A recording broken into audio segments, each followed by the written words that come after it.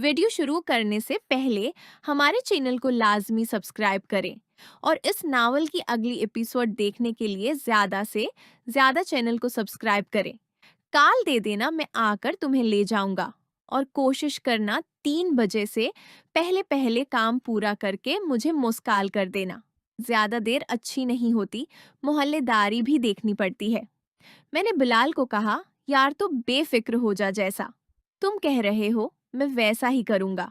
फिर मैं और बिलाल यहाँ वहाँ की बातें करते रहे और तकरीबन 1:45 बिलाल ने कहा, काशी तैयारी पकड़ ले, अभी हम उनके घर ही जाएंगे। मैंने कहा, यार मैं तो तैयार ही तैयार हूँ। फिर बिलाल दुकान के बाहर पड़ी चीजें अंदर रखने लगा और सारी चीजें अंदर रखकर मुझे दुकान से बाहर आने का कहा। और फिर हम दुकान बंद करके उस औरत के घर की तरफ चले गए। उस औरत का घर बिलाल की दुकान से ज्यादा दूर नहीं था। इस गली के आखिर में एक डबल स्टोरी घर था। जिस ऊपर वाली स्टोरी है वो औरत रहती थी। दोपहर का टाइम था, गली सुनसान थी। फिर हम जब उस औरत के दरवाजे के पास पहुंची तो बिलाल ने अपने मोबाइल से कोई नंबर मिलाया और कोई 1 मिनट बाद ही छोटा वाला दरवाजा खुला। ये दरवाजा ऊपर वाली स्टोरी है जा रहा था, अलहदा रास्ता बना हुआ था। फिर बिलाल आगे आगे और मैं पीछे उसके चलता हुआ ऊपर चले गए। वो औरत ऊपर अपने किचन के पास खड़ी थी। फिर बिलाल ने कहा, बाजी ये आपका मेहमान है, उसका अच्छा सा ख्याल रखना है। वो औरत बिलाल की बात सुनकर आहिस्ता से बोली, अच्छा ठीक है। और फिर बिलाल ये बोलकर चला गया।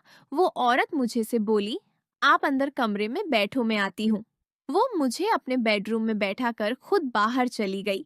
मुझे थोड़ी देर बाद नीचे का दरवाजा बंद होने की आवाज आई और फिर थोड़ी देर बाद ही वो औरत मेरे लिए ठंडी पेप्सी गिलास में डाल कर ले आई और मुझे गिलास देकर फिर बाहर चली गई।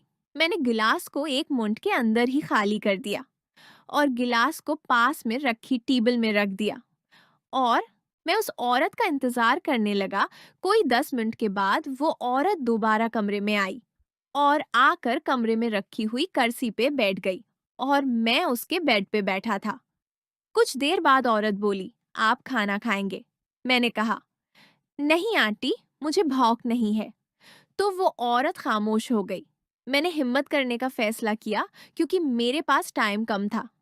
मैंने कहा, आंटी जी आपके माया कब फोत हुए थे? तो वो बोली, वो आज से 4 साल पहले हार्ट अटैक की वजह से फौत हुए थे। फिर मैंने पूछा, आपकी बेटी किस क्लास में पढ़ती है? तो वो बोली, उसने अभी मिट्रक का इम्तिहान दिया है, वो अपने रिजल्ट का इंतजार कर रही है। मैंने अब डायरेक्ट बात शुरू करने का सोचा और बोला, आंटी जी आपको तो पता है मैं यहाँ किस लिए आया हूँ, इसलिए मैं आप डायरेक्ट ही पूछ रहा हूँ कि आपका क्या दिल है। अगर आप हंसी खुशी राजी हैं तो मुझे बहुत खुशी होगी और मेरा मुकम्मल यकीन रखें कि मैं आपको किसी किस्म का नुकसान नहीं दूंगा और ना ही आपकी इज्जत को बाहर किसी के आगे खराब करूंगा और ना ही कभी आपको ब्लैकमेल करूंगा। ये मेरा आपसे वादा है। और वैसे भी मैं यहाँ तो रहता नहीं हूँ, मैं तो इस्लामाबाद में रहता हूँ। यहाँ अपनी दादी के घर ही आता हूँ और फिर दोबारा वापस चला जाऊंगा और कभी-कभी यहाँ आने होता है। उसलिए आपको मुझसे कोई भी परेशानी नहीं होगी। बाकी आपकी अपनी मर्जी है। अगर आप दिल से राजी नहीं हैं, तो कोई बात नहीं। मैं अभी आपके घर से चला जाता हूँ।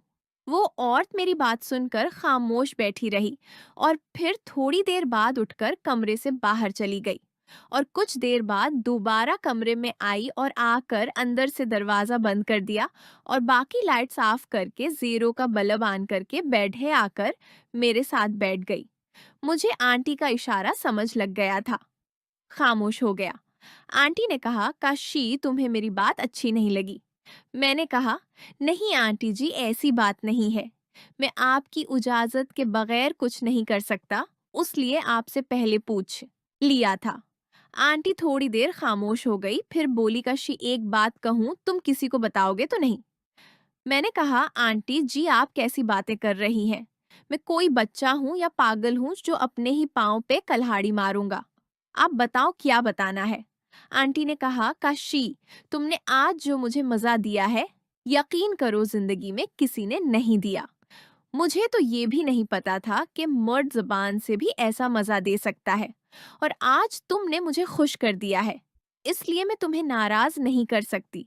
मैं तुम्हें मुलाकात तो नहीं दे सकती, लेकिन तुम्हारे लिए एक बहुत ही अच्छी का इंतज़ाम करवा सकती हूँ। और अगर तुम्हारी उससे बात बन जाए तो तुम उसको मुलाकात के लिए भी राज़ी कर सकते हो। लेकिन एक शर्त ये है कि ये बात बुलाल को भी नहीं पता चलनी चाहिए। मैंने कहा, आंटी जी, आप मुझ पे मुकम्मल यकीन रखें। मैं ये बात आखिर दम तक किसी को नहीं बताऊंगा। आप बताओ वो कौन है? आंटी ने कहा, वो मेरे मियाँ की बहन है। इसकी शादी को अभी 1 साल ही हुआ है। वो लाहौर में रहते हैं, लेकिन अब उसके मियाँ की ट्रांसफर तुम्हारे शहर में हो गई है। वो शादी के बाद से तकरीबन 6 महीने से वहाँ इस्लामाबाद में ही रहता है। वो लाहौर में किसी प्राइवेट कंपनी में काम करता था, लेकिन फिर उसकी कंपनी को इस्लामाबाद में काम मिला था, तो वहां चला गया है। अभी तो वो वहां अकेला रहता है। लेकिन मैं कुछ दिन पहले लाहौर गई थी, तो मेरे मया की बहन ने बताया कि उसके मया का वहां काम लंबा उरसे का है। इसलिए वो चाहता है कि अपनी बीवी को भी साथ वहां ले जाएगा और वहां करा ये कि घर लेकर रहेगा। मैंने कहा, आंटी जी, उनकी अभी नई शादी हुई है और उनका मियाँ भी उनके साथ है, और वो तो उनको कभी भी मुलाकात की कमी महसूस नहीं होने देगा। फिर उसमें मेरा हिसाब कैसे फट होगा? आंटी बोली, हौसला रखो, मैं पूरी बात बता रही हूँ न, पहले पूरी बात सुन लो, फिर अपना फैसला कर लेना। मैंने कहा, ठीक है आंटी जी, आप बोलो जो भी बोलना है। फिर आंटी ने कहा, एक तो ये है शायद मेरे मियाँ की बहन अगले 1 महीने तक वहां चली जाएगी। दूसरा ये है कि मेरे मियाँ की बहन मेरी बहुत अच्छी सहेली भी है। जब मेरे मियाँ जिंदा थे तो वह यहाँ कई कई महीने मेरे पास आकर रहती थी। मेरी उसके साथ खुली गपशप थी। वो अपनी हर बात मुझे से ही शायर करती थी। और ये भी बता दूं, वो एक बड़ी गर्म लड़की थी। वो जवान भी है और जज्बात भी रखती है। जवानी में तो हर औरत का ख्वाब होता है कि उसको ऐसा मर्द मिले जो उसको दिल व जान से जिस्मानी और दुनियावी लिहाज से हर वक्त खुश रखे।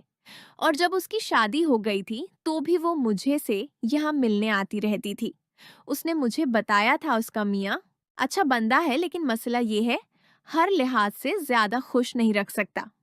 वो मेरे साथ तकरीबन हफ्ते में 2 या 3 दफा मुलाकात करता जरूर है और मुझे रास्ते में ही छोड़ देता है।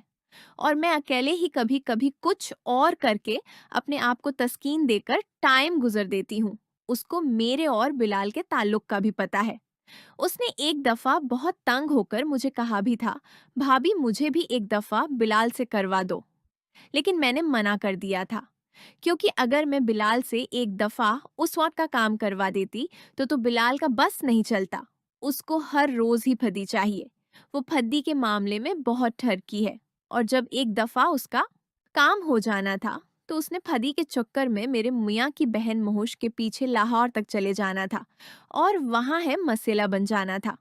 क्योंकि महोश का ससुराल जॉइंट फैमिली सिस्टम है और उसका दियार वकील भी है और बड़ा सख्त मिजाज का बंदा है। किसी न किसी दिन अगर बिलाल वहां पकड़ा जाता तो महोश की जिंदगी बर्बाद हो जानी थी। बस इस डर से ही आज तक मैंने महोश का काम नहीं करवाया और न ही बिलाल को कभी महोश का पता लगने दिया है। मैंने कहा, आंटी जी, मैं आपकी पूरी बात समझ गया हूँ, लेकिन मेरा एक सवाल है कि जब महोश इस्लामाबाद चली जाएगी तो मेरा उसके घर आना जाना कैसे होगा, और दूसरा उसके मया का क्या होगा? अगर उसको पता चल गया तो फिर क्या होगा? आंटी ने कहा, देखो काशी, तुम खुद इस्लामाबाद में रहते हो, तुम्हें तो वहाँ का माहौल ज्यादा पता है। वहाँ शहर का माहौल इतना बेहिस है कि साथ वाले का नहीं पता होता। उसलिए तुम्हारे लिए ये तो मसला नहीं होगा कि तुम महोश के क्या लगते हो।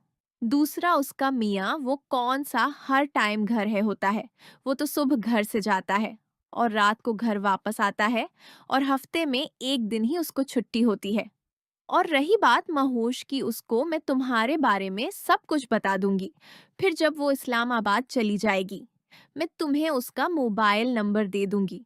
तुम पहले फोन है ही उस के साथ कुछ उर्सा गप शप लगा लिया करना। जब देखो वो मुकम्मल राजी हो गई है तो बस।